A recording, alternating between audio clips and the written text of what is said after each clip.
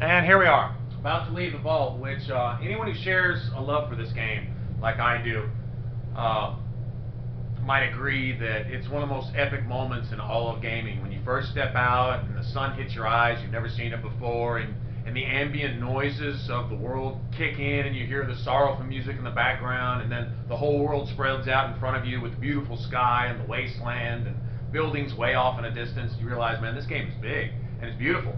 The environments are just friggin' amazing in this game. Anyway, about to leave here. Gives you an option to edit, and I have to remember that as soon as I step out, you have the mandatory level 2 that you're going to be your first time to level up. Go ahead and distribute some points and pick your first perk. Okay. At level 3, there won't be anything I want. I don't like picking perks that give you skill points, so I'm going to do intense training, and I might as well throw that point into charisma. Especially, I'm not going to wear power armor later, but if I was, the power armor helmets require a -1 charisma penalty. And if you have a 1 charisma, you may not be able to wear them. I don't know. I've never actually run across that, but it's a possibility. Whatever the case may be, I'll probably throw a point into that just because I don't like running around feeling like a troll. Even though it has no impact on the gameplay, per se, I still don't like feeling like that. But as it is, this sits fine. If I were to do anything, I would take another point off of this, because I don't need anything but 4 intelligence for any of the perks I'm going to pick, and I would throw even another point into perception, just because, and I could essentially get my perception up to 10. I could pick ant sight and then get the bobblehead for it. I could do that also. But as it sits, this is fine. You know what, as a matter of fact, I think I will do that. And have my perception at 10 too, and have a fewer number of skill points, so it makes skill points more relevant at higher levels. More fun for me. A lot of people probably wouldn't do this. Me, when I get into my 20s, I would still like to say, hey, I still need a few points for small guns, or a few points for sneak, or something like that. Anyway, let's go ahead and get out of here and enjoy this epic moment right here.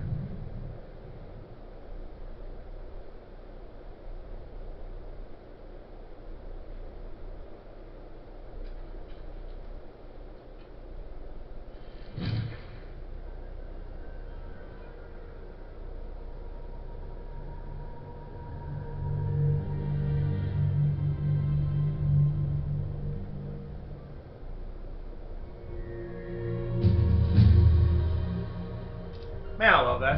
Alright.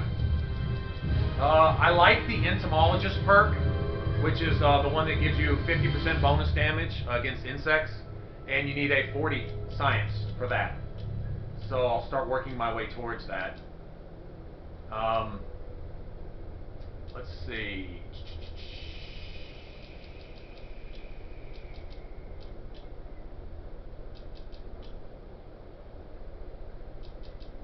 Alright.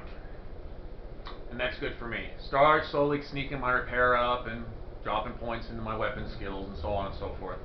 But I will be concentrating on this for a couple levels. I'll try to put 10 points into that each of the next 2 levels. 10 at 3 and then 10 at 4. And at level 4 I can get entomologist. 50% bonus damage against insects. Anyone who's run up against an albino giant rad scorpion knows that they're like a reaver with a tail and a stinger. Those things are just stupid. So anyway, I always take Black Widow because it's 10% extra damage against male opponents.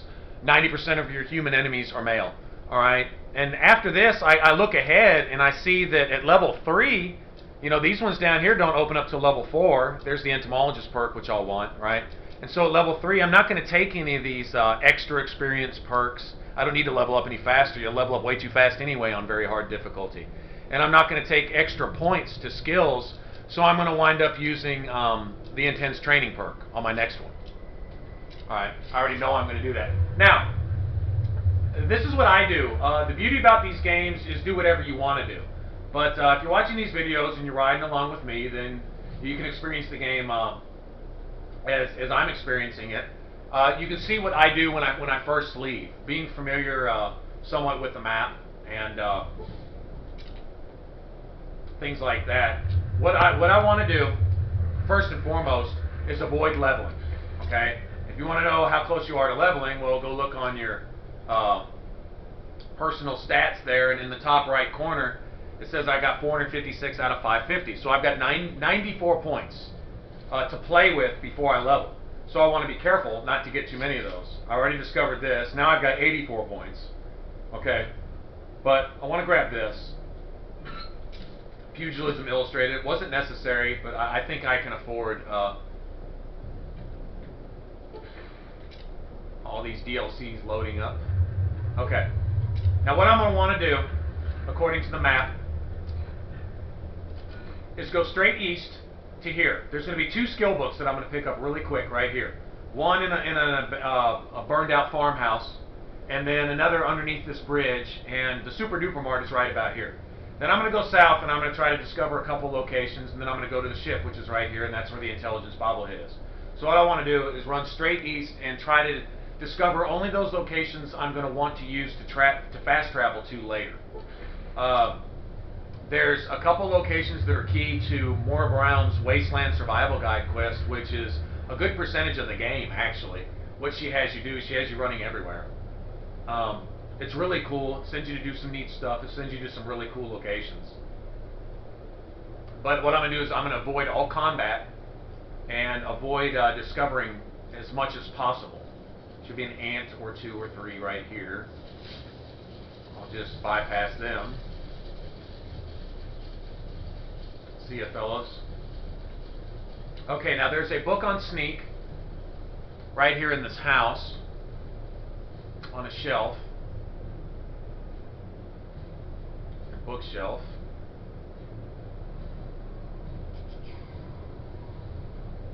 See anything else? If it had a lock on it, I was going to have to come back and get that later. I really don't want to risk opening any locks. The thing is, I don't want to level before I pick the intelligence bobblehead. Honestly, to me, it's not all that important, but for the sake of you guys, if you're trying to maximize skill points, you probably wouldn't have dropped your intelligence as low as I did, and you would probably want to make sure you didn't level, because as soon as you get that intelligence bobblehead, then when you do level immediately after that, that's extra skill points when you level. Okay, so for that sake, I'm avoiding as much as possible, but I'm going to still try to get the stuff that I'm going to need. As long as none of this is locked, there's some good loot to have here. The reason my sneak thing up there is showing caution is I probably attracted some mire lurks directly behind me. So I'll try to get the F out of here.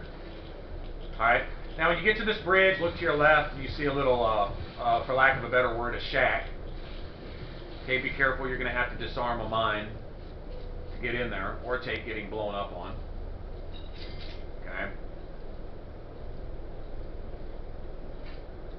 A few free grenades. There's your duck and cover, which is an explosives book. Free lunchbox. I always save those. I love bottle cap mines. They're just way overpowered. Okay, and we'll go ahead and mosey on down the river here and swim to our ship. Now, a few good things. This is kind of like for what, multitasking, I guess you could call it. Trying to accomplish several things at once. I want to get irradiated for Maura Brown's quest. That's one of the first things she'll ask you to do. I don't mind staying injured here, but I'm going to need to cripple limbs. With her quest, the key thing is to do all the optional objectives, as well as doing what she asks you to do. Get into water here. Let them start worrying about each other again.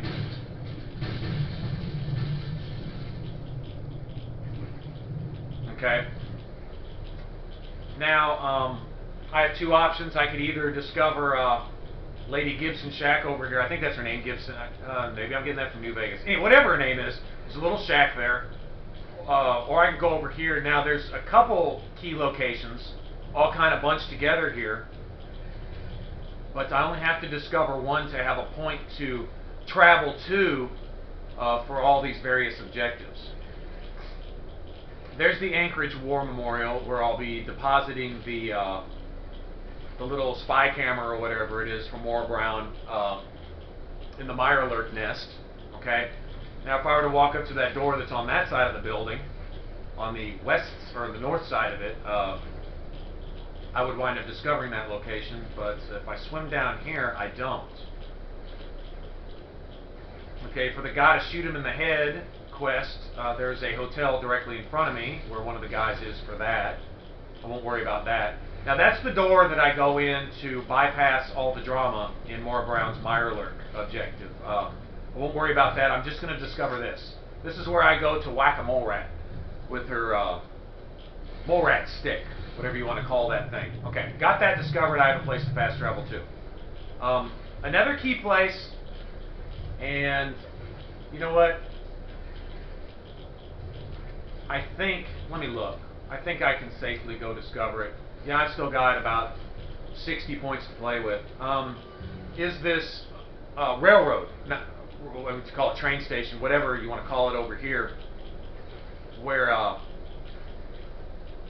you go to get the luck bobblehead, and it leads to the military graveyard.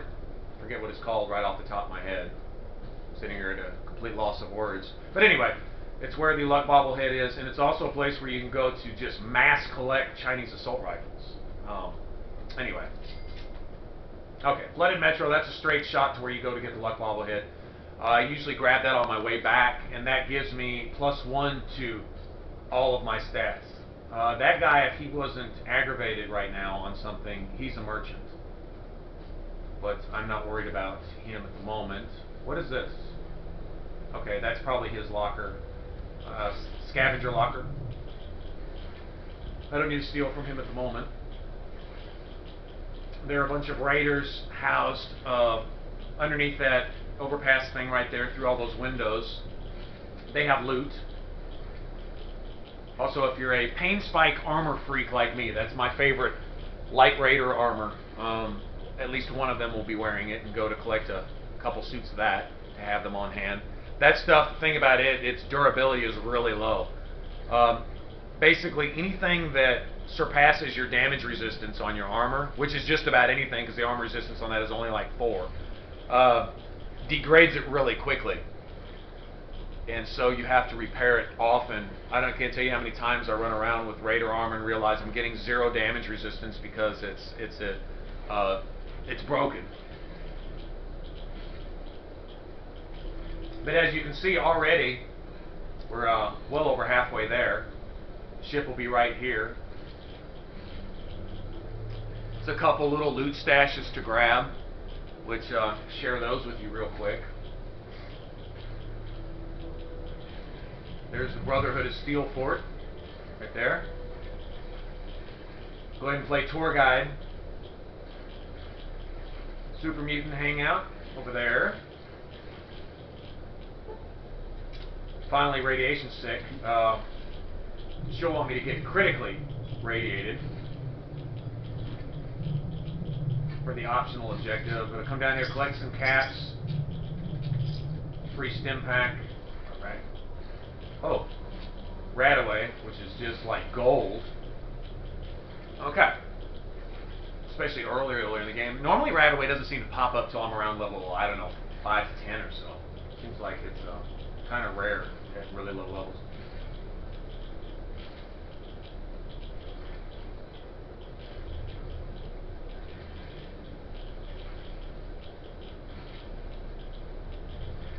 There's a pier with a bunch of Mirelurks on it.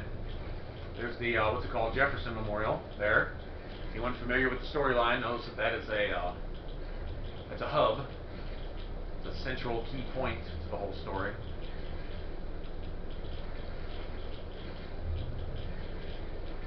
Okay, and if you see this big ship, just wait patiently for the, that's for the, oh, what's the DLC called? Where you go to the beach. Wow, I really am at a loss for words. Anyway, that's the steamboat that takes you there.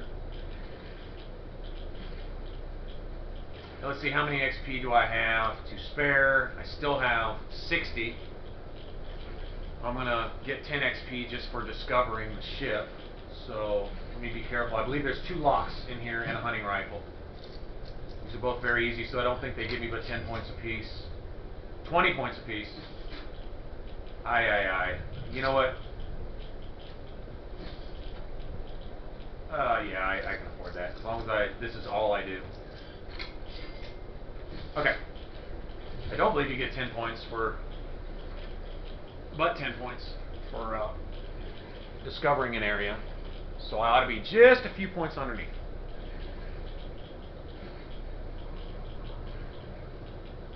A radiation ticker ought to get past that second bar. I believe Mora wants you to be past the third bar to get critical rad poison, maybe the fourth. But the good thing is when you go to mess with the bomb in Megaton, whether you're going to blow up Megaton or defuse the bomb, whatever, the water that it's sitting in, just drink that water and your rads go up drastically. For the when she asks you to injure herself, which we're gonna do all this, so I'll show you, but I just run my mouth while we're sitting here mindlessly swimming. To injure yourself, just grab some of these free grenades that I've got here and throw them at my feet until my limbs are crippled and I'm injured enough to qualify for her main objective, which is just to get critically injured. They usually happen about the same time. And there you have it. You accomplish both objectives at once, and then go talk to her. And okay, 2 points. One is you want to get all of her secondary objectives. 2 is the way you answer her dictates the reward that you're going to get. I'm actually going to go look those up so that I have something to tell you when I get back on what rewards you get for what kind of answers. Some of them are simply you just get a few extra points, like say towards medicine or something like that. But other ones give you like environmental resistances. Now this guy is a water beggar. Okay, this is a way to manipulate your karma. If you have a bunch of purified water, he'll take it and give you so many points of karma each time. Okay? Talk to this intercom. Get the bridge to open up. Okay? If you want negative karma really fast, the best way I know to do it is find a red or owned computer, so to speak, one that gives you bad karma for looking in it. And just keep opening it over and over again. You don't have to try to hack it. Just open it back out, and you get negative karma each time. You can go to very evil from very good in the matter of a couple minutes doing that. Getting back is a little harder. You have to have a lot of purified water and go give it to those guys or find quests that... Is that... Okay, I don't need all the dialogue with this guy. He will be a key element in a major quest later. Right now I want to go in the stairwell. Okay. And okay, go straight here to the science lab. One thing you can also do is after you grab the bobblehead, immediately go back and go to this preservation museum thing and get a quest to go look at the what is it? History museum, I think, or something. He sends you to a place, and it starts one of the main quest lines. Anyway, it shows you where the science lab is. Go down here, take a left. Okay, key. There's the Preservation Society right there. I'll be stopping there next. Okay, but for right now, come in this lab. The key thing: don't talk to anybody in here right now. You can mess up your succession of quests. Okay, so just leave all that alone. Just come down here. Walk over to this table. You certainly don't want to talk to her. Not right now. Okay, grab that. Now your intelligence is 1, and then basically the next XP you get, you'll level and you'll have an extra skill point or 2 to spend, whatever it is. Okay? And then we come out here. Now I'm going to go into this Preservation Society. This guy has a speech check. It's a high difficulty speech check. So you may want to a pre-save before talking to him. Like me, if you have like 0 charisma, the odds of me succeeding are probably going to be around 6 or 7%. So I'll save right here and start talking to him. And I'm going to do that while I'm uploading this video here on the computer. And then we'll start another one. Anyway, all right, until the next one, y'all take it easy.